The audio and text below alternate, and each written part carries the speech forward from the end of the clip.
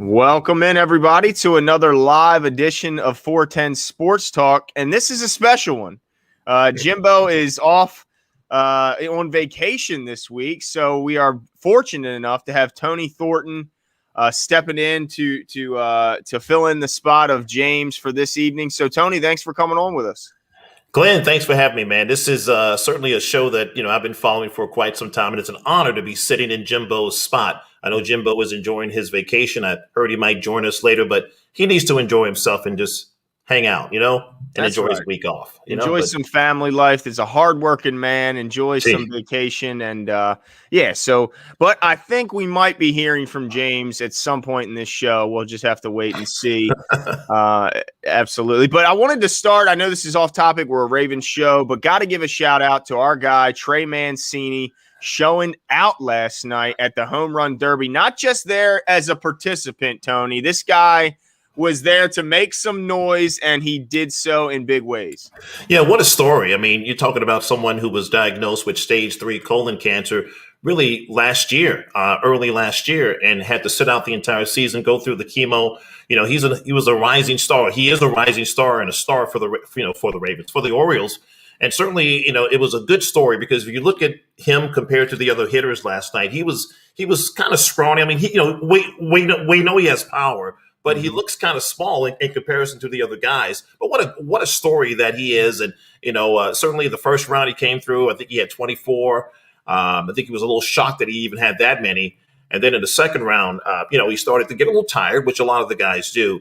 But it was just good to see him in the finals, and, the guy that certainly wanted the player for the Mets, Acuna. I mean, I think his name is Acuna. I forgot his name. Yeah, Alonso. Yeah, I forgot his name. But, everything he hit just went out the park. So there was nothing he could do. But it was just a great story to see, our Oriole player, Trey Mancini, participate in that home run derby. And, of course, tonight we get to see Cedric Mullins as well. I think he's batting ninth tonight for the American League. So, but there is some, even though the Orioles are having sort of a down season, there's still some good representation from the home team.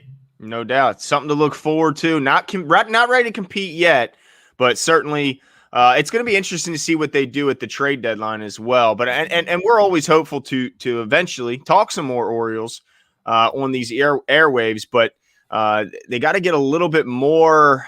I need to see a little bit more competitiveness and get a little bit closer before we start. And I also got to get Jimbo on board. I mean, Jimmy's not the biggest baseball fan, but me and his mom are going to try, I think, wear him down because I know she is. And I certainly like to keep my eye on the Orioles, no doubt about it. But, yeah, shout out to Trey Mancini.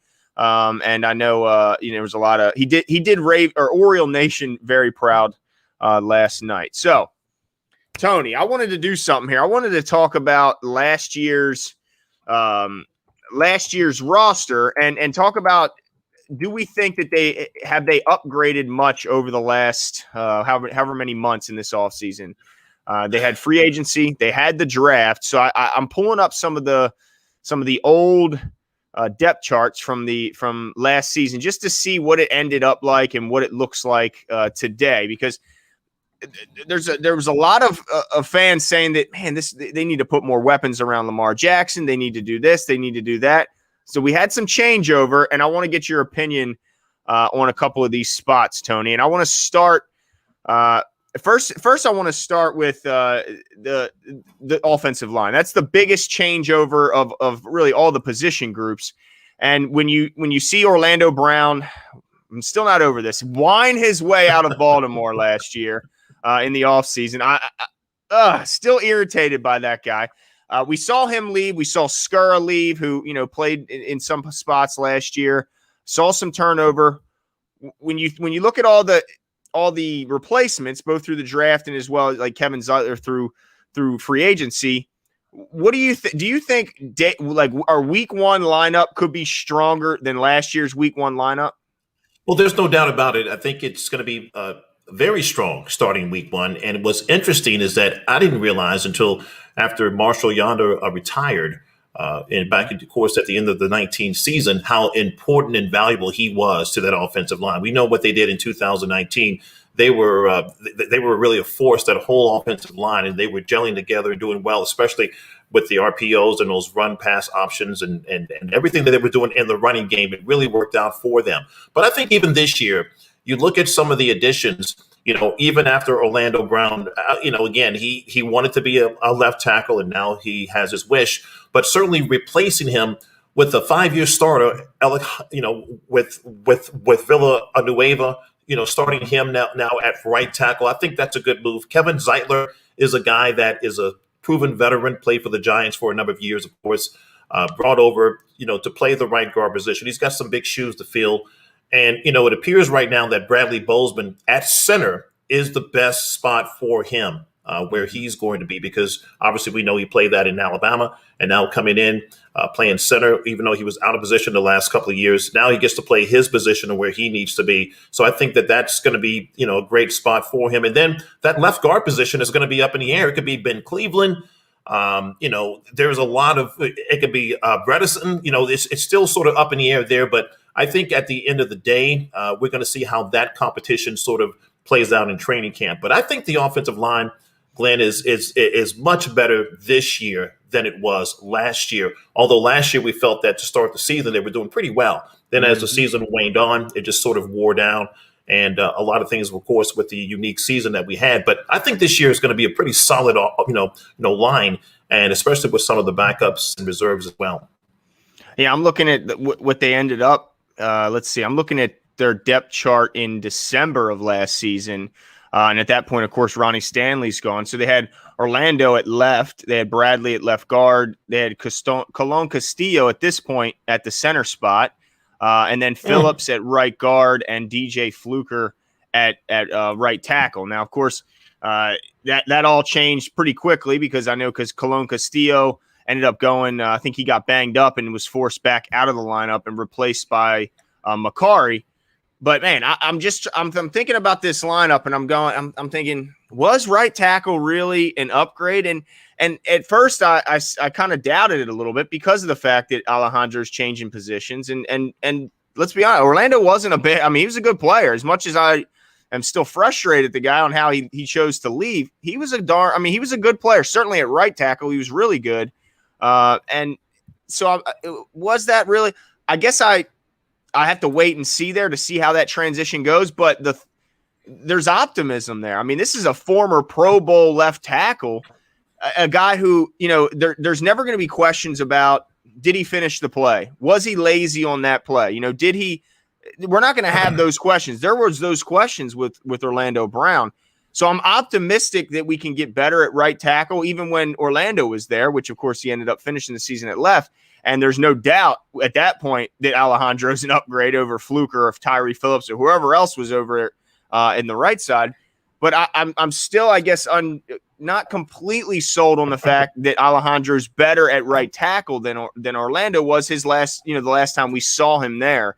But man, you start going anywhere else, I don't see where there's even a debate. I mean, right guard, there's no debate, right? Zeitler is a head and shoulders above, right?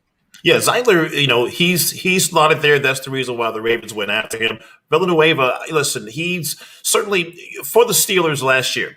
I think there were two, he was at left tackle, and certainly they had, I want to say, Chukwuma Okafor. I think those were the two starters on that line. That line was horrible last year for the Steelers, but Villanueva, he really showed out. I thought he did a really good job. He might have been the only guy that was playing for them on the offensive line for the Steelers. And I think that, for whatever reason, the Steelers felt that they could let him go and not renew or re-sign him and give him a deal long term. I don't understand that at all, because the Steelers, what they needed was an offensive line. And right now their offensive line is pretty much a piecemeal situation. They're only bringing back one starter from their line from last year. So I think Villanueva can be a nice right tackle. We don't have to listen. I think that the perception of this offensive line is that every position has to be a Pro Bowl player or somebody that has to be great. And It's all about gelling. And we know with offensive line, lines as they go through the season, Glenn, and you know this, they get better and better. And as long as this particular group can stay together and stay healthy come playoff time, come in the season time when we have those big divisional games, I think that's what's key. But all five of these guys are going to at some point gel. Are they the best players in their positions? Maybe not. But, we know what Zeitler can do. We don't really know what Bozeman can do. We know Bozeman can play center in college. He was great there. But can he play center, right now for this team where they need him the most? And he'll be the most important piece to me lined up in front of Lamar. We know what Ronnie Stanley can do, but we still don't know what that left guard position is going to be like. So I like what we have. It's just a matter of what five are going to gel come week one. And then hopefully that group will stay together throughout the season for the most part, barring any type of injury. And the backups will be there as well, of course. Yeah, certainly have some quality depth going in this year, because if Macari is now, one of your extra linemen, that's a guy who's played guard, center, and some tackle here already. So that's now, I don't think fans are going to be thrilled to see him entering the game at center if something were to happen to Bozeman. But to know that at least he's done it and done it at in the biggest games, he did it. Albeit got Lamar hurt with one of those snaps, but did it in the playoffs. So at least he has that experience, and hopefully he doesn't have some sort of yips situation where he gets nervous if he's thrusted back in that position and starts throwing the ball over Lamar's head again. But when I look at that playoff run, we had Brown, then Bozeman, Macari, Powers, and Fluker. I mean, the only discussion you could really have as far as it being equal or better, you can't really, if you line up, because Brown is not as good as Stanley at their best. Well, I guess Bozeman, because Bozeman was at left guard. You could say that our left guard position might be weak, but really the book is still out on Ben Cleveland. All reports are that he's looking fantastic. So I'm excited at the opportunity to see what he's got. But again, it's still projections right now until they put the pads on and see, what it really looks like. But I want to talk a little receiver, because I guess this is kind of a layup, but is there really any doubt that they got better there? I'm looking at who they started, and they had Duvernay, Boykin, Snead, Marquise Brown, Des Bryant, and James Prochet in the playoffs last year. And some of those same guys will be here. I think we'll still see Marquise Brown. I think that's pretty obvious. I think we'll still see Devin Duvernay. But after that, I'm not so sure we're going to see any of the other guys on the list. Snead's obviously gone. Des Bryant's gone in kind of an ugly fashion. Chris Moore no longer here as well. But James Prochet and Boykin are still going to try and fight their way onto this roster. But how much better do you think they gotten at that wide receiver position from a talent standpoint? Well, here's the interesting part. They clearly now have an X and Z receiver. There is a clear-cut winner right now going into training camp and starting the season. Sammy Watkins, to me, is the starting X receiver. He is the wideout. He's going to be the guy on the outside. Marquise Brown is going to be that Z or that slot position or the guy that's off the line of scrimmage. So you clearly right now, for the first time in quite some time, you have a defined 1 and 2 receiver, in my opinion. Sammy Watkins is the number one going into the season. Rashad Bateman can put himself in that position as the season goes on, but I don't think he's ready to be that, to be in that spot. But really what it comes down to is, out of these guys, I think they're going to keep 6, maybe 7 receivers. I think it's going to be obviously Watkins, Marquise Brown, Miles Boykin, Rashad Bateman, Duvernay, and Tylan Wallace. But after that, Prochet could be on the practice squad. Devin Gray is a nice young prospect, but I don't see him really making the squad unless it's special teams. Jalen Moore, I'm done with Jalen Moore. There's nothing else I can see there. Deion Kane could be somebody that could be good, but I think I think the Ravens could see 6 guys on this receiving, but I think it's a really good receiving core if it's those 6 guys. But Sammy Watkins is starting. He is the starting X. He is the starting wideout for this team. Marquise Brown is going to be the other wideout, and that's going to be it. And then Rashad Bateman can certainly work his way. And I think Bateman is going to get a new nickname for me. It's going to be Batman once he starts making catches, because I think this guy is going to be special, and he's going to take over Watkins' position at some point as the season wanes on, because we know about Sammy. Sammy can get hurt at any time. So, I think that Bateman will be able to step in. So it's going to be an interesting situation, because to your point, this receiving core is head and shoulders better than it's been in the last, I would say, 3 to 4 years, just based on the entire room, because there's so much potential, so much talent, and guys that can make catches and make big plays. So I'm looking forward to seeing this group during training camp. Yeah, I'm so excited. I just hope that the backup quarterbacks can give these guys a good look in preseason, because I mean, I think that's where we need to see. We need to see when the lights are brightest. Because look, Miles Boykin is going to look fantastic in training camp. He always does. Yeah. But can he do it when the lights are brightest? We still have hopes for him. I mean, me and Jimmy both picked Miles Boykin to ultimately make the Week 1 roster, where some people are saying, no, we've seen enough of him. We haven't seen enough of James Prochet, Victor, or even Deion Kane, who a lot of people are high on. We've seen what Miles Boykin. But I just can't see the Ravens parting with a recent third-round pick. I think it's especially because those young coaches, I think, are going to fall in love with him in practice because he just looks so imposing. When he's standing next to the other receivers, he's going to be head and shoulders above all the other guys in the same room.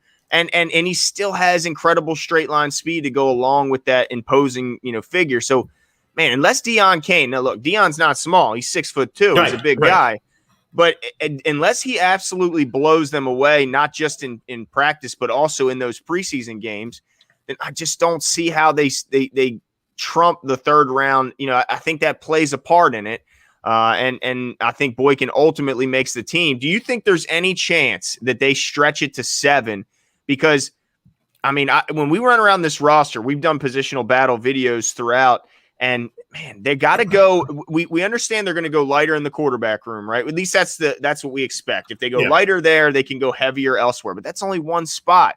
If they go heavy at wide out, that means they have to go short at corner and possibly cut like an Anthony Averett or another quality after, or maybe it's safety. They might have to part way. Maybe we don't see Ardarius Washington make the team as an undrafted. There's so many different ways. So do you think they try and squeeze 6 in just to save Prochet from a possible getting, snatched up by another team? Yeah, you mean like squeezing 7. In other words, keep Prochet 7, on. I'm sorry. Yeah, no, and I see what you're saying. Boykin, his strength is run blocking. So, yes, we know that, he's got that straight line speed. I know he's a big guy, and I know he's been a disappointment for a lot. I still think there's something in Miles that we will see at some point with the receiving coach and certainly with the passing type of coordination that we're going to have now.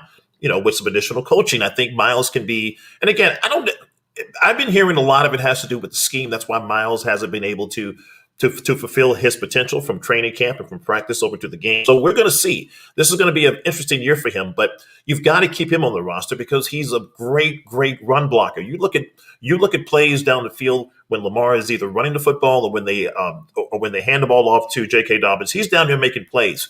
And that's what you got to appreciate about Miles. But I still think that, it depends on whether, to your point, Glenn, they may have to cut somewhere else if they're going to keep Prochet on the roster. I don't necessarily think he is a bust, but I think certainly, he was the punt returner and kickoff returner to start the season, but then things kind of fell apart for him. And Duvernay just took that spot. But they may use Duvernay in other ways. So I could see them maybe keeping 7, but I still think it's going to be a solid 6. And again, it's going to depend how we see things progress with the other positional battles. But right now, I'm solid on 6, including Tylan Wallace. But there could be a surprise like a Deion Kane that could step in there and make the practice squad at least. But I would hate to put Prochet on the practice squad because I think he's going to get picked up pretty quickly. I mean, the guy's talented. So we'll see how that pans out. But a solid 6. But Sammy, I'm so happy about this receiving core for the first time in such a long time because we clearly have a number 1 receiver. And when I say number 1, meaning that it's a defined number 1, not saying that Sammy Watkins is going to, get 1,000 yards of receiving. We know with this type of offense that may not happen, but at least we have a guy that can make plays, get up and get the ball, has speed, he can run routes, and he can get open for Lamar. So I'm happy about that. So we'll see how that pans out. Yeah, sir. And Billy Seals says, do you question Hollywood's toughness to go inside and work? We have seen him go down to avoid hits. We certainly have. I think we'll start to see less of that. Actually, I should probably leave that up here. I think we'll start to see less of that. He's 100% healthy, fully recovered from the injury. But more importantly, I think some of him going down was the coaching staff letting him know, like, look, man, you are so important to our offense. We cannot afford to have you miss any games. So if that means that you are limited, in a big way in practice, don't really maybe even get a lot of reps in that area, as long as you are upright and ready to run on game day. I mean, his speed was so important. We didn't have another guy on the roster that they trusted could be, that guy. I think Duvernay has some of that straight line speed, but he's really the only other guy that I could look at and think, from last season that could really scare the defense, Right. vertically. So I think that a lot of it in his first 2 years was just stay healthy, man. If that means you have to, go down when you see some defenders circling you, go down, because we need you on the field. And that could very well have been the case, because some players almost need, they say, protection against themselves. They want to go so hard. And a lot of times the coaches will step in and say, hey, maybe tone it back a little bit. And maybe that's the case. Or am I just being optimistic, No. Tony? Was he being soft? I think no. I don't think he was. I don't think he's a soft player, but I think he was trying to protect himself because he knew he was the first round draft pick, and he knew that he was the receiver for this team, and I think he felt obligated to kind of keep himself healthy. But that's a tough sort of balance, because you want to make plays. We know that he would be a fantastic slot receiver. He's no Tyreek Hill in that regard, but he could potentially become that if this team needs that. But I still don't think he's that kind of dude. I think he's a number 2 at best. And I think that he was trying to protect himself, to your point. But I think now, since he knows he has a receiving room full of guys who are going to maybe, be able to, to take the pressure off of him, maybe he will start to go more inside and maybe catch the ball on slants and maybe, try to break a couple tackles here and there. I mean, the guy works out. The guy, even though he's a small dude, he's kind of physical. He's a physical looking guy. I think he's building himself up upper body wise. So again, I wouldn't call him soft. I would just say that's the way he plays. But if we can get him to go full force down the field in that, Z slot position and get open and get the ball to him and let him run, I'm fine with that. But no, I don't think he's soft. Yeah, I agree with you. He's looking pretty built in these pictures I've been seeing. The dude is putting on some serious muscle. But we have a surprise guest in the waiting room here, in enjoying some sun, and I think I know what he wants to talk about, but I'll let him reveal it to the fans. Jimbo, what's up, guys? How we doing? I'm back like I never left, ladies and gentlemen. Wow. What's going on? How are you? Doing good, man. Good to see you. You got to hold that phone sideways, though, Jimbo. All right. Come on now, you're a rookie. At this. There we go. Look at that. Look, ladies and gentlemen, we're out at the bay, down here in Ocean City, and we're chilling bayside. Gonna have some crabs tonight. My family's gonna have some crabs tonight. That's awesome. Myself. Yeah, but, I better not see you with any shellfish. Certainly not for me. But look, I'm here to talk about something that's been a bee in my bonnet. All right, it's been bugging me lately, and that is the news coverage of our boy. No. Baker's he's like a thorn in my paw, But the coverage of Lamar Jackson and his playing football with high school kids. I saw a tweet basically demolishing Lamar Jackson and calling him irresponsible. That while you're negotiating a $40 million a year contract, you should be doing these things. And it frustrated me because any other player, especially a quarterback, if they would have seen that, they would have been like, wow, he's connecting with the community. He's getting out there. He's helping the kids. He's doing this. He's doing that and the other. And then I saw Cassidy from Cassie Calvert. From the Ravens tweet the same thing. And basically the same exact sentiment. And it really bugged me. So it got me thinking, all right, I'm going to soapbox here for a second. I want you guys to ride with me. I believe that when it is all said and done, Lamar Jackson will be the Jim Palmer of the Baltimore Ravens. In that Lamar Jackson is the closest thing that we have to a Rocky Balboa, everyday guy, you're every man's champion. He just plays football. He'd be playing football if he was getting paid nothing. He just loves playing football. And I hear it all the time from my aunts and uncles, especially now that I'm down here at the ocean with them. The good old days of Jim Palmer throwing strikes in the World Series and flipping burgers at the burger shop down the street at 19 years old. I mean, you won't see that stuff anymore. Lamar's not going to be flipping any burgers, but he loves football because he loves football. And that's what I love about Lamar Jackson. I can't stand the fact that he's getting beat up because he's just playing with some kids. He's just doing what he does. And, so I wanted to get that off my chest. I feel like Lamar is the closest thing that we have to a real-life Rocky Balboa. And that he just is all about the passion. He's all about the sport. And that's it, right? He's a man of the people, and I love him for it. I'm all about it. So that's my piece.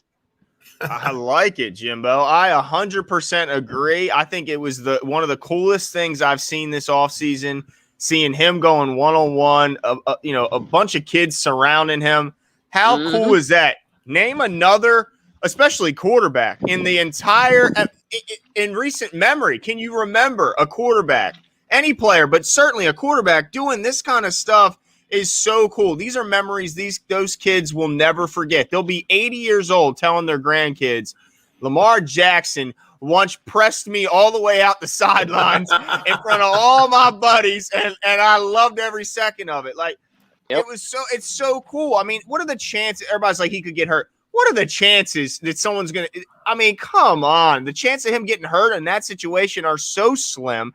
I mean, it's absolutely ridiculous. They should be applauding him doing this and not criticizing him whatsoever. What do you think, Tony? Well, I believe, I thought the whole thing was just totally ridiculous. I know that Mike Florio wrote an article about it, and I just was totally just bent out of shape about it, because here's a guy that's doing what he loves to do, is helping kids. I mean, he loves the kids. He loves helping out the kids in his community. You're talking about kids that really have an opportunity to really interact with Lamar Jackson, the former MVP, NFL star, and they get to interact with him in a way that is personable and they connect. And he was like, you saw the video. The kids would just follow him around. He was wherever he was going. This is something he does. He loves to do it. It was free. He said, all kids come out and hang out with me. Lamar Jackson knows himself better than we know him.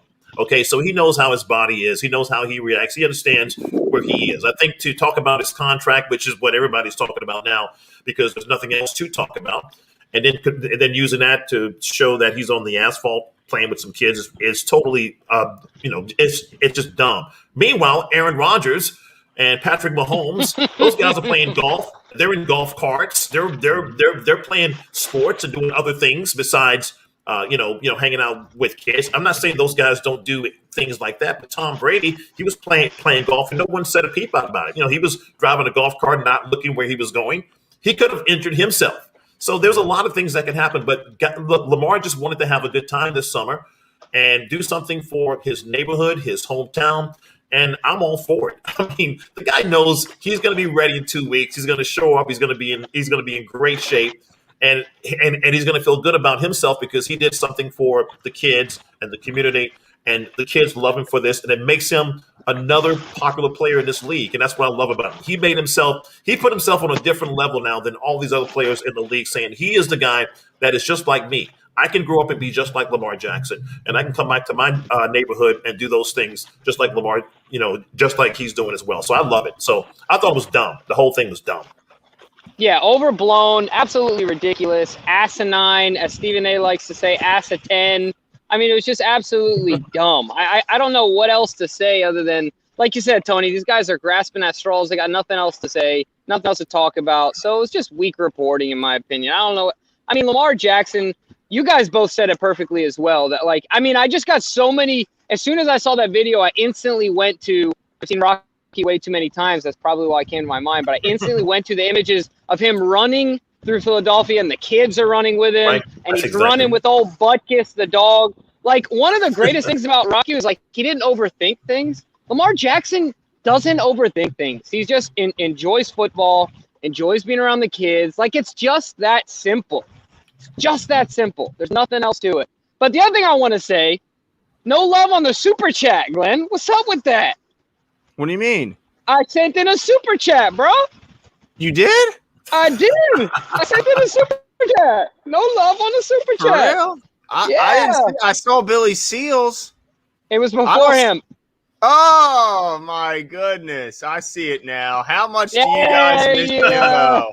I was in the zone, man. My bad. There it is. The one thing that I'm used to seeing about Jimbo is he has to adjust the lighting. So I'm used to seeing the hands going up and adjusting the lighting, and then maybe the fingers through the I can't do it, but the fingers through the hair. And then getting frustrated about a player when you bring him up. It could be anybody. Baker Mayfield. Oh my gosh. And then so I miss those things.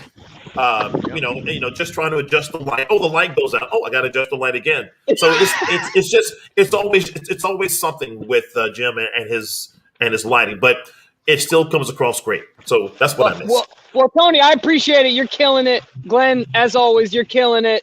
I'm gonna let you guys keep doing your thing, but I appreciate you letting me speak my piece about Lamar Jackson. Lamar, you should know. We know he watches the show. He gave us a shout out. We got your back. Best in We the love business. who you are as a Best player. in the That's business. right. That's right. And same to him. It's reciprocal, right? We believe in Lamar all the way, what he does, what he stands for. I'll leave you guys with this. Onward and upward. Enjoy your time, and I'll talk to you guys soon. Take See you, care. Jimbo. All right, Jimmy. See you later, man. All right. And Billy Seals says he missed last week's live stream, but Jimbo's going to need some Old Bay for that mic cover. I agree. I hope – oh, my God. I would be so thrilled when I see Odafe Owe get that 10th sack. I just wonder, what's he going to use on it? Is there a dipping sauce? Is there just some dry seasoning? What's he going to do to prepare it? Because it's going to be tough to get that one down.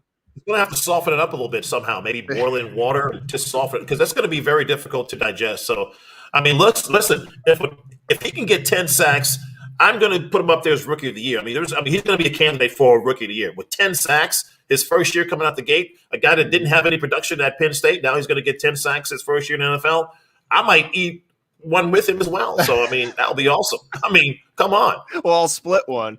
Yes. Yeah. No, that would be cool, because if he's getting that means I think there's going to be a lot of success with that on the field for this team. So that would be awesome to see him put up those kind of numbers. Cam Wee says there's no shame in playing in the slot. Look how many great receivers played for Brady and Manning in the slot. And Mita needs to stop the hate on LJ. I agree. I think he's still talking about the one-on-ones and the ridiculous criticism that Lamar is facing because of it. But I 100% agree. A lot of times when people talk about Hollywood, they talk about him as a slot receiver, and they say it in a negative way, like, oh, he's a slot guy. Like if you're not an outside guy, that means you're a terrible receiver.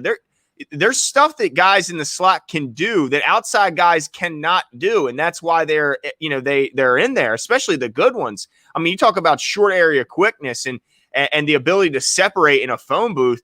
Not every outside receiver can do it. So I agree with Cam Wee. This is not a way to shame Hollywood for saying that he's, more suited for the inside. There's nothing wrong with saying that. That's just where his skill set allows him to flourish. But make no mistake about it, this guy has made plays on the outside. I think he'll continue to make plays on the outside. But if he's more suited to go inside, that's awesome, because Lamar Jackson likes targeting the middle of the field. And why not have his favorite target going over the middle of the field? And Cam, we made a great point about Tom Brady and Peyton Manning using slot receivers their whole careers and how great they are. We know of one that just retired, Edelman, who has been a great slot receiver, possibly a Hall of Famer. And so, that's why they're there. And that's why I think, Marquise is just going to be so great in that position. And I think he's going to have a great career, but he needs to have the talent around him. And I think that's going to continue for him. And I definitely agree with the fact that being a slot guy is great. I mean, that's what you need for a team. So, and of course, the media does need to stop the hate on LJ. And I think it's more along the lines, I'll be honest with you, with the LJ situation. I think it's just people don't understand him. I think that no one understands how this guy could come into the league. It's been 2.5, almost 3 years now that he's been a starter, and the things that he's done. No one hasn't seen that in quite some time. And I think it's just an anomaly, and people just don't know how to take it. We know as Ravens fans, because we've seen the fact that the way he plays equates to winning, and that's what's key. Forget about the playoff situation, which certainly that's going to happen. That's going to come. But to win in the regular season and to get to a point where you can get to the playoffs, Lamar Jackson has been a leader. And no one has seen a guy like him. And that's what's so amazing. And what's disturbing is that he was doing this at Louisville. He was doing this he was doing it there. And so he just brought that game over to the Ravens, and people or pundits still don't know what he is. And I think the criticism is going to be there until he wins a Super Bowl. Once he does that, people will just be quiet, and it will be like, okay, it can happen. So I'm looking forward to that day when we as Ravens or the Ravens flock can come back at some of these pundits and say, look, see what he did? So can we just move on now and put him in just the status of being a quarterback in this league, and then he continue his career as what he's doing? So I'm looking forward to the day that we can shut down some of these haters that we have now. And I certainly hope that all this criticism and even the big expensive contract doesn't ever take that, that side of Lamar, that the side of Lamar that will get out of his vehicle, go play some one-on-one against some kids, I hope he always keeps that. I don't want him to ever lose that. I mean, it's such a rare thing we see. I mean, I can't think of another athlete that would do some stuff. I mean, I remember seeing, I think Joel Embiid, I think a couple years ago, just dropping in on courts and just dunking on everyone. Yeah. I love that kind of stuff. Now, I understand with Embiid, he had, I'm sure some Philly fans a little worried because of his, the process, had a lot of injuries and a lot of bumps along the way. Yeah. But I mean, I think that is the coolest stuff just to be around the fans instead of separating yourself so much like we see, from pretty much every other athlete. So I think that's really cool. And hopefully he never loses that childlike, and I say it in the best way, that childlike feeling when he's playing the game, just nothing but joy. And also he looked like he could play a couple other positions out there. I don't know about you, Tony, but I was kind of impressed by his jamming as a corner. Yeah, and then the press coverage. Yeah. And then he had like a one-handed catch.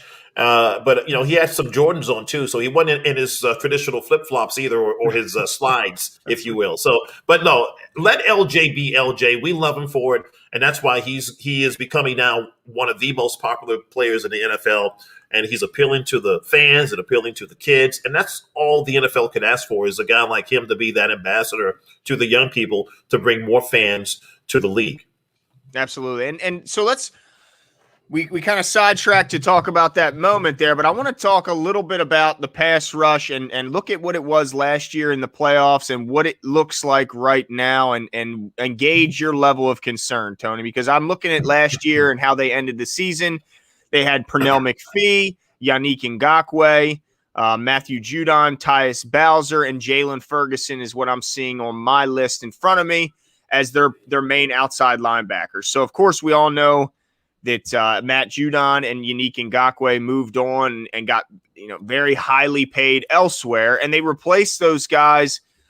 Well, they didn't replace them. They didn't replace them equal in numbers. I would say they, of course, used their well, I guess they did in numbers, but we're not so sure about equal in talent because they did bring in Dalen Hayes and Odafe Owe in the draft, and a lot of people are high on the potential of these guys. I think Dalen and Odafe kind of get you excited for different reasons, but both have, some reasons to get you excited. But outside, I mean, it's really just it's just a trade. They traded basically Judon and Yannick Ngakoue for Owe and Dalen Hayes, and everyone else just came back with Jalen, Pernell McPhee, and Tyus Bowser all returning.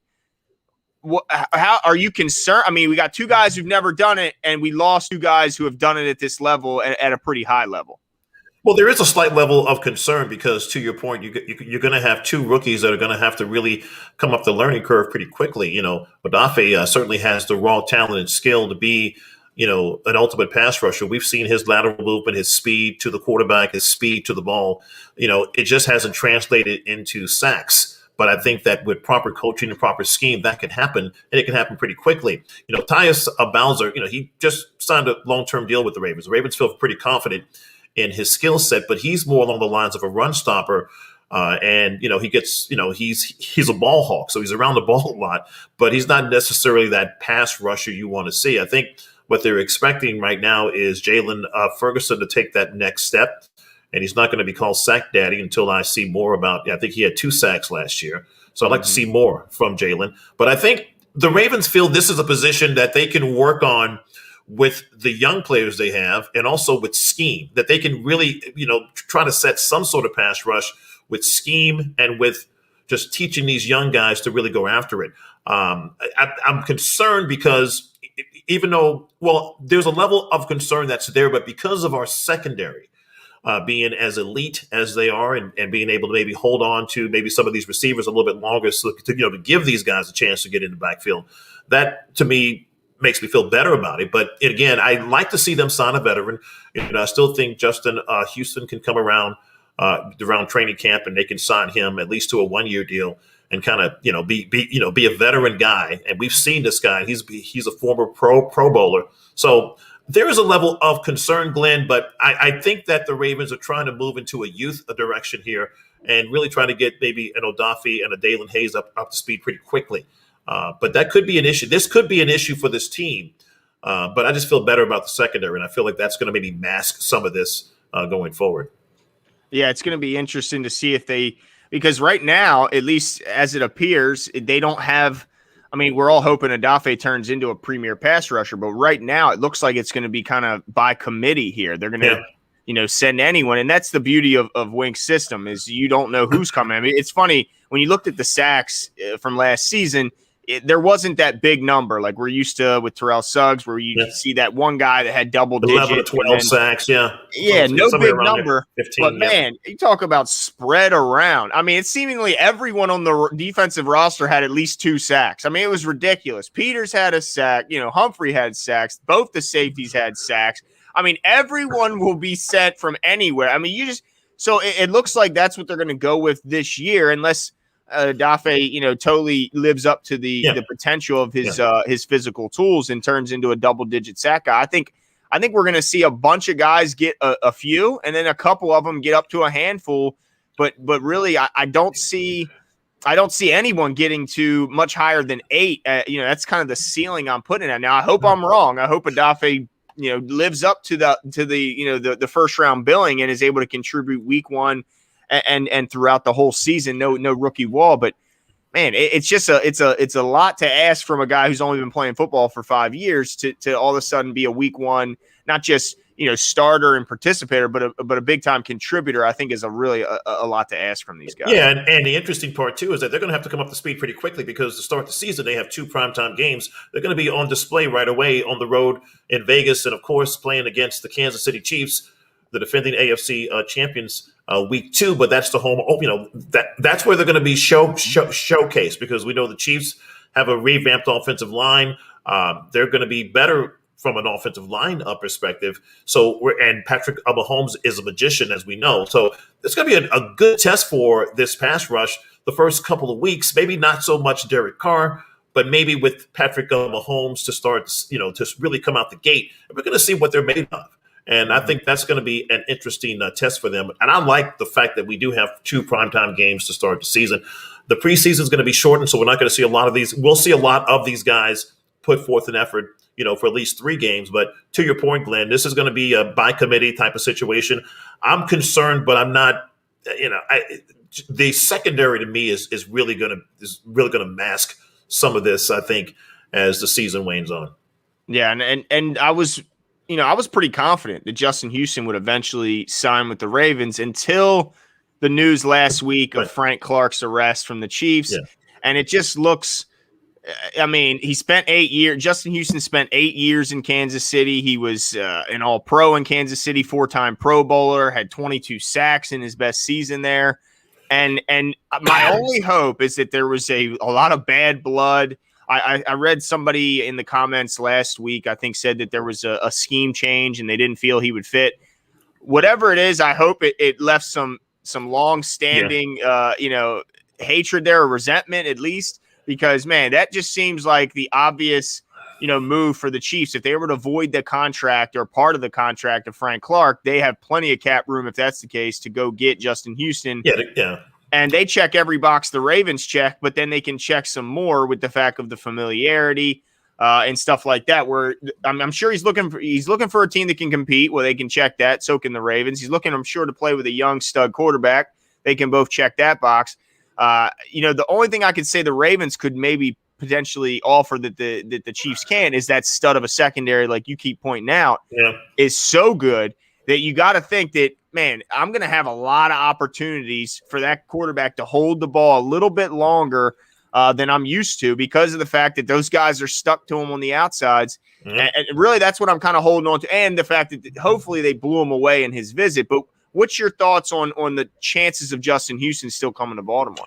Well, I think the Frank Clark situation certainly could be troublesome because, I can see the Chiefs – because I see that Frank Clark is no longer on some of the Chiefs media sort of promotions or photos. So maybe they're looking to move away from him as well. So that could pose some issues. And I think you talked about that last week, a couple of weeks ago, about how that could be a factor for the Ravens. But I think that we offer a lot for Justin. And I think he knows that if he comes here, he has an opportunity to maybe get a few extra sacks here and there because, and again, I'm not saying that he's a long-term solution, but maybe just for the year, just to kind of make this run and be a part of this team. And, again, as I point out, and you said as well, the secondary should be appealing to him. Where he'll be able to have that extra time maybe to get after the quarterback. So, and then teach these young guys some techniques, especially with the Dalen Hayes. I think Odafi's just in a world, he just has his own style. I mean, the guys, Owe is just, he's side to side. He's so quick to the ball. He's so fast. But now just to translate that into sacks, that's something that they're going to work with him during training camp, and hopefully we'll see that. But yeah, that again, it's a level of concern, but it's not as high. Maybe I would say a scale of 1 to 10 is a 4, and not a 8. Yeah, and I kind of wanted to point out to the fans because there was some criticism from some of the fans in our last when we did the show about the Frank Clark, and they were saying, "See, Ravens, this is why you should have signed him earlier. This is." You're putting stuff off. I told them in the chat, and I want to say it again. If the Ravens could have had him sign a contract the day they had him in for the visit, they certainly would have. This was Justin Houston's decision to not sign yet because I'm sure it's a vet. He wanted to spend more time with his family and skip some of these off-season optional, OTAs and even the mandatory one because that guy doesn't need it. I mean, this is a guy who always keeps himself in good shape, and he looks at it like, I want to spend some more time with my family. Training camp, I'll see you then.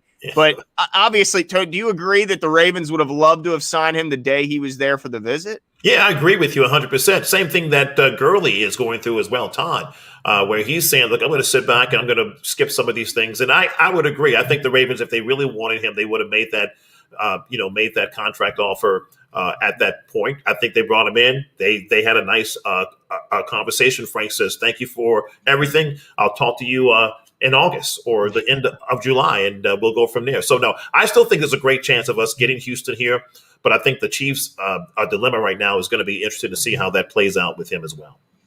Yeah, it's going to be, man, it's right around the corner. Yeah. It's got to happen soon. I mean, what are we, 2 weeks away or so? Yeah. He's going to have to make a decision. I just hope it's the right one. My goodness. And Pernell McPhee, listen, this guy is a very good veteran. He can play.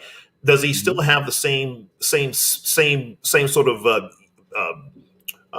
I guess a vigor that he had before in his career? Of course, he's been around for a long time. He's a long-time veteran, but he's a good Raven. He knows how to play in this scheme, and I think Pernell McPhee can continue to have at least a good year this year, or he will have a good year this year. Just not maybe the production that you would like from your rush, but I listen. We have some really good guys.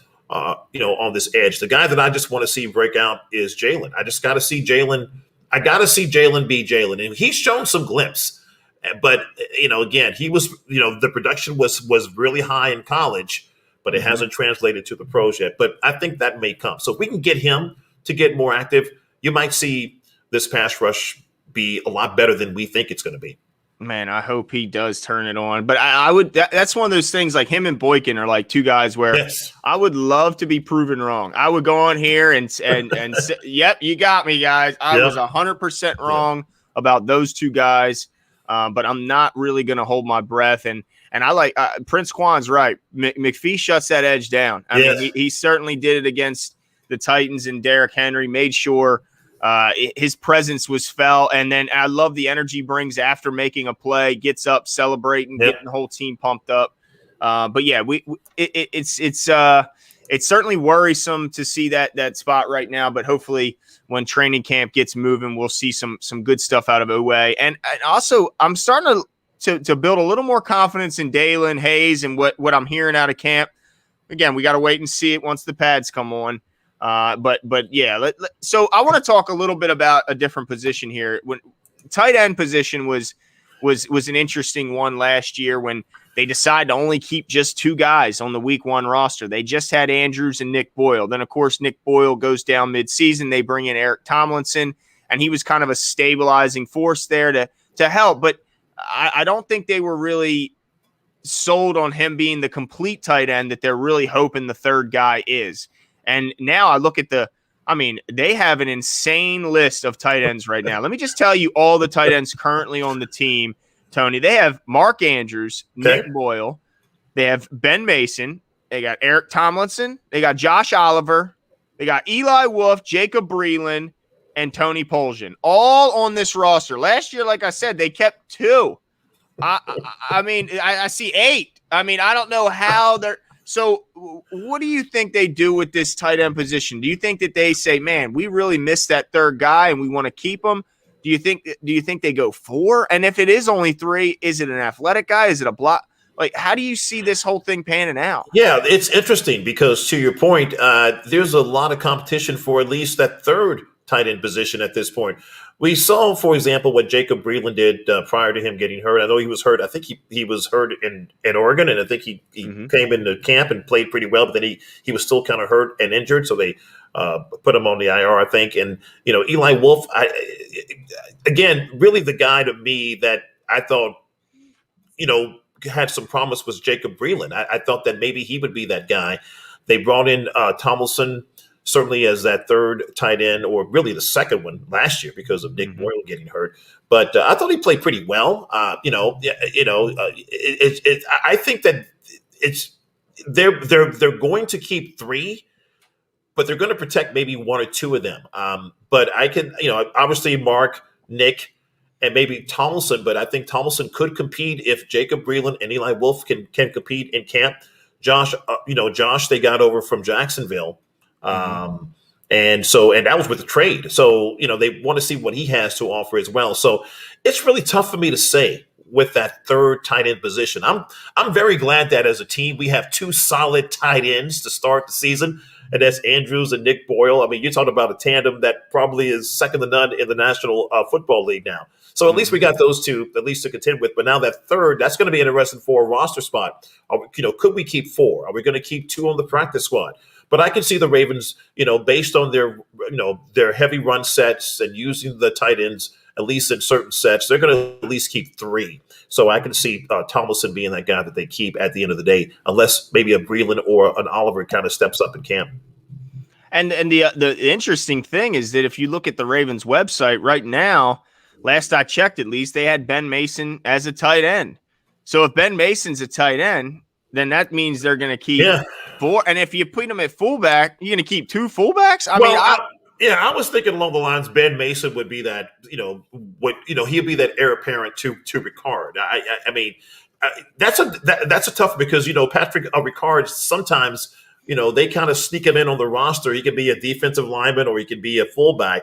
That's interesting there. But I think to your point of Ben Mason, he has to make the team, based on, him being the draft pick. Then, I think Ben is there to kind of sneak behind Patrick Ricard because I have to look at his contract situation and see where he's at because I think they anticipate Ben Mason being that guy, in the aftermath of Ricard. If, once he again, we don't want to see, Project Pat leave, but at some point we're not going to be able to keep a fullback. We're going to have to evolve a little bit in terms of this offense, especially when we start throwing the ball more over the next year or 2 and doing some different things. So maybe, again, the Ravens will always keep a fullback as they've done in the last several years. But I think Ben Mason is that guy that's going to take Ricard's spot at some point. Yeah, I totally agree with you. But I think this season is a little too early. So I think it's more likely next year that they're able to shed that contract. Because you're right. I mean, most teams don't even have a fullback, much less one that's paid, has a second contract. Now, he's not, going to be one of the highest paid players in the league or anything crazy, but his deal is certainly much more expensive than a guy like Ben Mason. And I think they're hoping Ben Mason can kind of do both, play tight end as well as fullback. Right. But man, it really is going to be a tough roster cut down this year because, I mean, people say, they're going to squeeze Mason through the practice squad.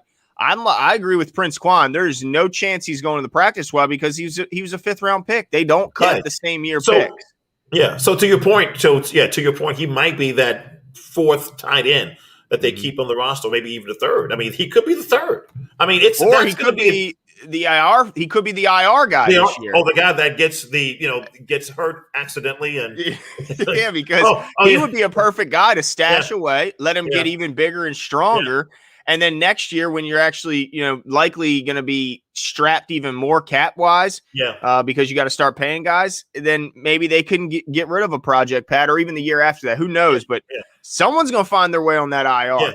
Yeah, this is a good dilemma the Ravens have this year in terms of looking at, especially at some skill position players where they do have a lot of depth. And it's, even not only at the receiving end of it, but also we know the running back room is always full. And so it's just interesting this year. The Ravens do have some choices here, but they have to be careful, to your point, because once they throw somebody on that practice squad and somebody picks them up, that could be a diamond in the rough that somebody else sees and says, "Wait a second, we want that guy," and we're done. So we'll see what happens with that. That's going to be interesting there. Yeah, and I think Don C, he brings up an interesting point. Me and Jimmy were talking about this, I think, off the air. What if they go back to Project Pat and say, look, we might need to go a little thin in the defensive line to make room for another corner, an extra safety, another O lineman. We might have to have you in them defensive meetings again, because I know he was playing both in 19, but they said last year he didn't really spend much time in the defensive rooms, was mainly an offensive guy. He might have to do a little double duty this year in order to, because, there's just so many position groups where somebody's going to have to get cut that's shown they can play and play well. Yeah, it's going to be interesting to see how that works out. That's why training camp this year to me is so intriguing in terms of seeing because this is a team that certainly is a Super Bowl contender, period. And I think the Ravens know that. So they want to make sure they found the right combination to start this season, especially with the schedule being as really as tough as it is. It's they've got to come out the gate. Their first 6 games are brutal. And when I say brutal, they've got to come out. They've got to at least try to go 5-1, 4-2. I'm just thinking 5-1, but they have the Colts, they have the Chargers, they have the Chiefs, they have the Broncos on the road. So this is the first 6 weeks of the season. And that's all AFC opponents. Right. So these are going to be critical games when it comes to counting, that playoff seeding as we get to the end of the season. So a lot is at stake here. So yeah, that's a bigger picture, of course, Glenn, to your point though. But even these decisions that are going to be made during training camp are going to go a long way. No doubt about it. And don't forget, guys, we are going to be in the building in that opening week, that first home game in week 2 against the Chiefs. We're going to be with our guy Tony. We still got to set all the details up, but we're going to be hanging out. We're going to be tailgating. So please come out. And once it gets a little closer, we'll be able to release some more information. But yeah, make sure if you guys are at that game, the much anticipated return to the bank to hopefully slay the dragon that is the Kansas City Chiefs, led by Pat Mahomes. I'm so hopeful we go into that game healthy because, man, that's a big one. But talking about, I wanted to touch on that cornerback room, and really that's when I said healthy. A lot of what my hopes and dreams come down to is that cornerback room, because it's going to be tested by that offense, and we need all hands on deck. And really, the guys that got me the most concerned are really the guy is Tavon Young. Can he make it to week 2? Please, Tavon, can you get to week freaking 2? Because I'm looking at this group right now, and it is, it's a fantastic group. It is phenomenal. They might have to cut guys like Anthony Averett. I don't know how they're going to keep all these talented guys because, I got 5. They only kept 5 corners last year. And that would mean Marlon, right? That would be Marlon Humphrey, Marcus Peters, Jimmy Smith, Tavon Young, and Sean Wade, who was this year's draft pick. That's 5 right there. I don't see them leaving Anthony Averett off. But again, if we go heavy here, that means we got to go light elsewhere. And we only, it's so difficult. So when you look at this group, do you think they try and make a move here? Like, how do they settle this room? Well, I think that this room you have to have depth because we've seen the Ravens. We've seen where these guys, where at least some point in the season, 1 or 2 of these cornerbacks are going to get injured. And I hope it doesn't happen. I hope we can go through the season healthy at the cornerback position because we haven't seen it in quite some time. But I think they try to keep at least 6 here. So I think that Avery can still be a part of that. I think the guys you just mentioned, Sean Wade, Marlon, of course, and Marcus and Jimmy Smith. And Jimmy Smith, again, what is he in his 11th year, 11th year, I believe. And he's still, I think when he's healthy, he can be that. He's a very physical corner. He can still be a guy that can shut you down. and can go up against your number one guy and still be at least somewhat effective. But, again, if he stays healthy, if Tavon Young stays to your point, he's got to stay as healthy as possible. This could be a dynamic group, and the interchangeable parts here are just so amazing to me. And of course, in the safety position as well, same thing. But again, I think that if Marcus Peters can stay healthy, Marlon Humphrey, Tavon Young, Jimmy Smith, you're talking about 4 or 5 deep here that can be the best. Well, we feel that they're the best in the NFL. Other pundits feel that other teams have a tandem that's better, which I don't see. But again, this is a situation where I think, to your point, if Tavon Young, if he can stay healthy and play that nickel and play that slot position there, this is going to be a really, it's going to help the pass rush. It's certainly going to help the pass rush here. This is going to be be that remedy here. So I'm looking forward to it. But can we keep 6? Yeah. Why not? Yeah. I think if I had to pick, because people are saying quarterback. Well, yeah, but we found a spot in quarterback where you can go thin, but that means if you're going to go heavy at corner, that means you're not going to go heavy at receiver. That means you're cutting either Prochet or you're cutting Miles Boykin. You're not going to go heavy at offensive line, which means you're cutting Bredesen, you're cutting Powers, you're cutting Tyree, you're cutting a recent guy.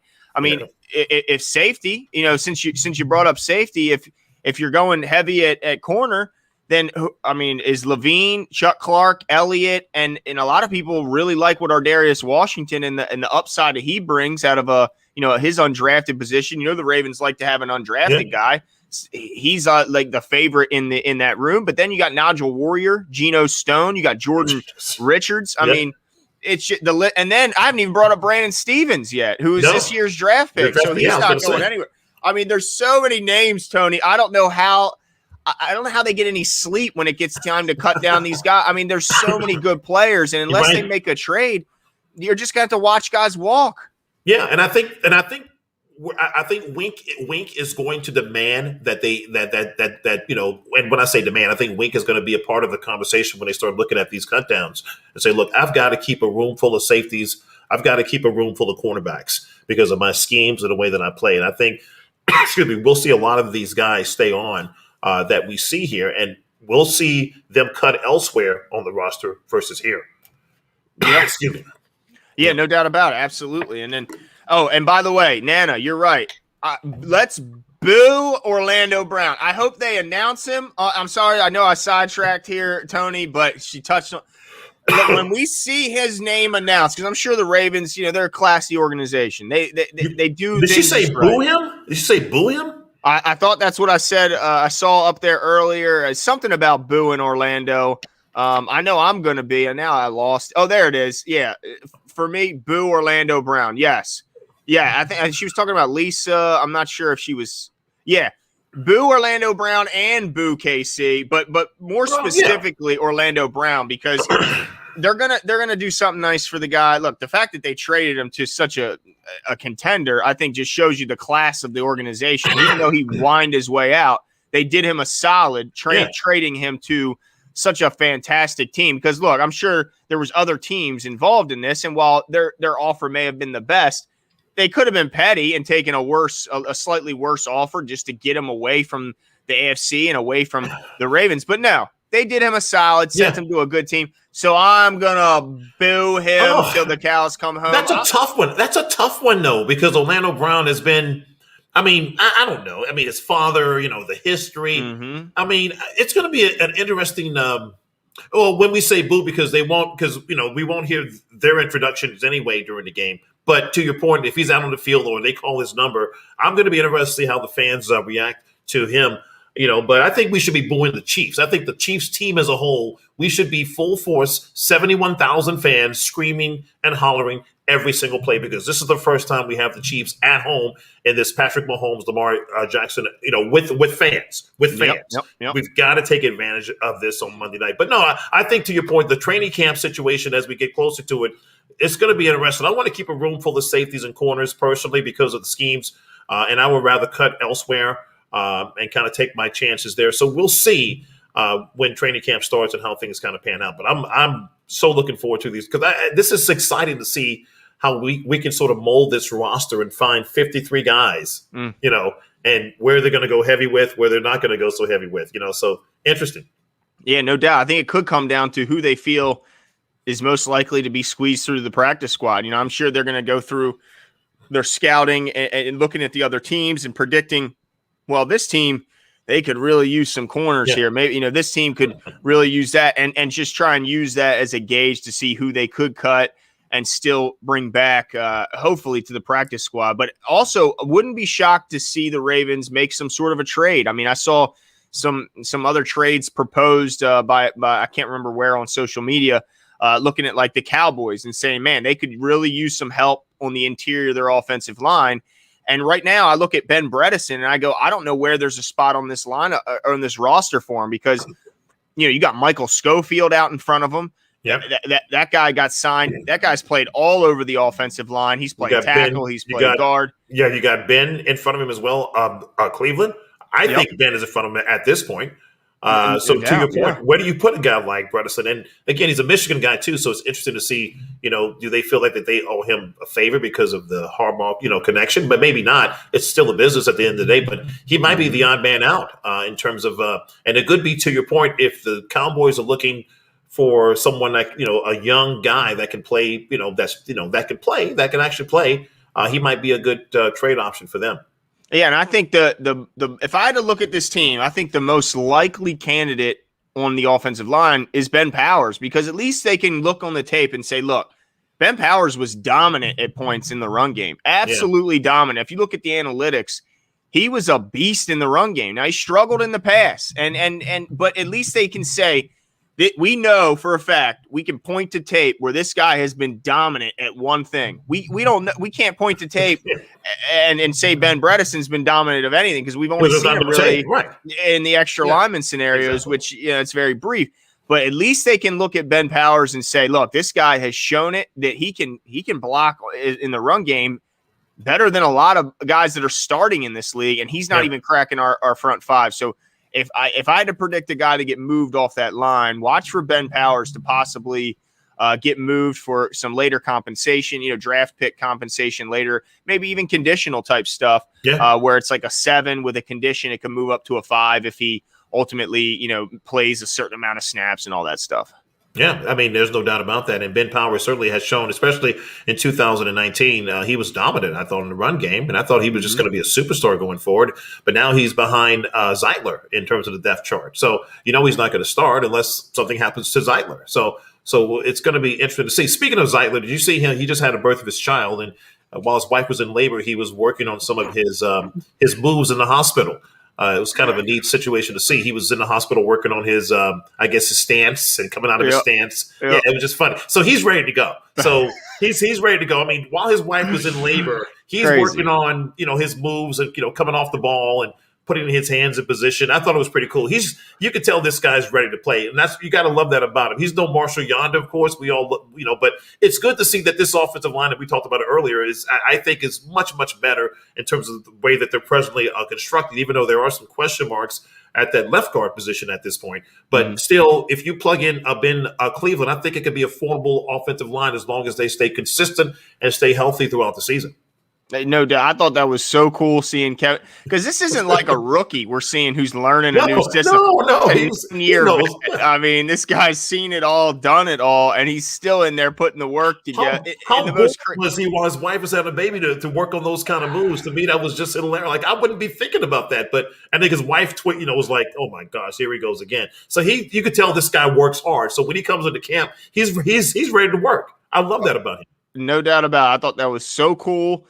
That right side is just, really the whole line has got a bunch of really cool guys like the Cleveland story and all the craziness, surrounding him with the, all the stuff he does outdoors and the fact that his shoe size mirrored his age all throughout his teen years, pretty much, they said. Crazy. I mean, the guy is just an absolute beast. The memes are hilarious. Seeing him sitting on top of the globe. Yeah. The guy is just a beast. And then Alejandro, his presser won me over. The amount of energy and enthusiasm. Military veteran. Yeah, military vet. Like he's going to get it done. I just have so much confidence. And then Bradley, talk about a nice guy, a guy who's not just a monster on the field, but one of the nicest guys. Like we just listened to him talk. he's just the kind of guy you want your kids to grow up Right. to be like. I mean, the anti-bullying campaign. Him and his wife have that foundation, exactly. So cool. Yeah, and I think it's fun because what we're seeing, and as Ravens fans, I think we kind of see it from our perspective, but we know we have some really good people in our organization, good players, good personnel, and I think the Ravens really are starting out when they look at the draft and when they look to bring guys in, they're looking at bringing in quality guys. And I know there was a time when everybody was talking about the Pollards and about some of the attitudes that we may have had in the locker room, and that was good at the time. It worked out.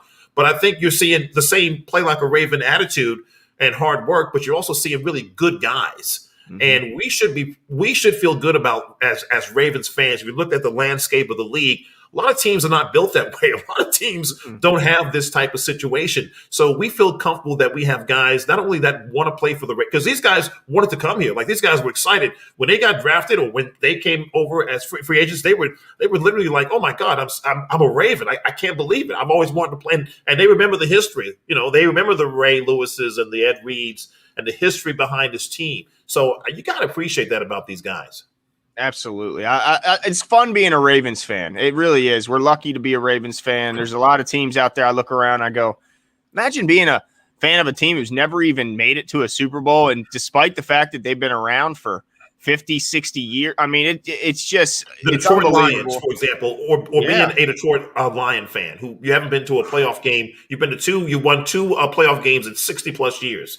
I mean, insane. I mean, we're so spoiled here. Yeah. I hear, when we pick on the Ravens for coming up short but the fact that they're always in the conversation, always competitive, we're certainly lucky. But I want to ask you one last thing before we get off of here, and it's about the AFC North in totality, because I agree that the Browns, like a lot of people are saying, the Browns have the most complete roster. Some say in the entire league, but certainly in the AFC North.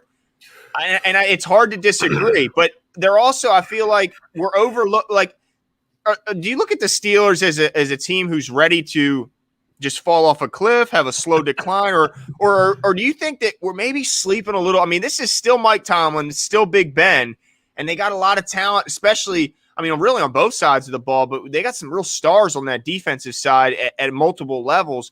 Do you think we're kind of sleeping a little too much on the Steelers because of the offensive line and how shaky that looks? Yeah, I think we are. I think that we are underestimating the Steelers. I think as fans of the Ravens, we want to see them not do well. I mean, that's just anytime that they, when they won 11 straight last year and then lost their last 5 games, we, whatever the number was, we were excited about it. I mean, we loved it. So we always want to see them fail, but at the end of the day, it's still the Steelers. It's still a really good organization. They have a great head coach, and I mean a great head coach. He's a motivator. He's not he knows X's and O's, but he delegates very well. He's a player's coach, and I think that with the receiving core they have, Ben Roethlisberger is a first ballot Hall of Famer. They did draft a really good running back this year. Yes, their offensive line is going to be a little shaky and piecemeal, but if they can gel and get that together, they have a rookie at center. They've had Pouncey retired. David DeCastro, I believe he was released. So their offensive line is just going to be sort of shambles. But I believe that the Steelers are still going to be formidable. I expect to split with them, to be quite honest with you. I love to win both, but I expect to split when I'm looking at our season, because it's just the way that the rivalry is. What I don't like right now is they're making the Browns and the Steelers the new rivalry. I've been seeing that a lot lately. So they're discounting the Ravens. So as we've seen, the pundits just really don't understand Lamar Jackson. They can't figure him out. Like, what is this guy? So, but I think the Browns are legit. I think, to your point, the Browns are a legitimate team, but it's all hinged on one guy, and that's Baker Mayfield. He's got the coaching staff now. He's got the skill position players. They have the best running back tandem in the league. Now, we can argue about our guys, but let's just face it. Those guys are good for the Browns in terms of their running back tandem. Their defense is going to be much improved from last year with the additions that they have, with the draft picks that they've gotten. So I expect the Browns team to be contending for the AFC North crown, just as the Ravens. But I think that's the reason why a lot of these AFC North matchups for the Browns, Ravens, and Steelers are toward the end of the year, because I think that the networks want to know that these games are going to be very important at that time. So, I don't think the Steelers are going to. I think they're not going to be the Steelers of old, because I still think I think his arm strength is starting to deteriorate, but I also feel that it's still the Steelers. And so I'm always leery about that. The Browns, again, I am not sold, and I am not sold that Baker Mayfield is an upper echelon quarterback in the National Football League. I still feel that he is, he's a product of the system, which is a good thing, don't get me wrong, but can he win a football game for you when it counts? We're going to find out. We're going to find out very soon. But I'm not convinced until I see it. And until I see it, I still think the Ravens are my favorite to win the division, not because I'm a homer, but just based on our roster is not as good as their roster. But I think that we have a lot more intangibles than that. So I'm looking forward to seeing how that works out. Yeah, I think that like Prince Quan said in the chat, I mean, the Browns have the best team money can buy, and also the best team that a whole lot of losing can get you. I mean, that is a roster. Obviously we pay more attention to AFC North teams because we're Ravens fans, but I think you'd be hard pressed to find a more talented roster in recent history. I cannot remember. I mean, they don't have a weakness on their entire. I mean, you look at their entire team because you say, well, linebacker was a little bit of a weakness. Well, they filled that. They got the guy Karamoa from Notre Dame, and then they got the guy I can't remember his name. Greg Newsome, their first round pick. Yeah, exactly. Well, him and then the Colts linebacker they brought over. I'm blanking on his name, but he was so solid for them. Yes. And so that was their only perceived weakness because you're right. They addressed the cornerback spots, and now they got Greedy, they got Ward, and they got Newsome. And they brought in John Johnson, Troy Hill as cornerbacks. I mean, a great slot and a safety. They are – and then they got Jadeveon Clowney to go opposite Myles Garrett, who is all world. I mean, It's just that defense is ridiculous. And then offensively, like you mentioned, the best running back room. Arguably one of the best wide receiver rooms, maybe the best tight end room when you look at all three of those guys. Yep. Their offensive line was just voted the best offensive line in football. I mean, where are they weak?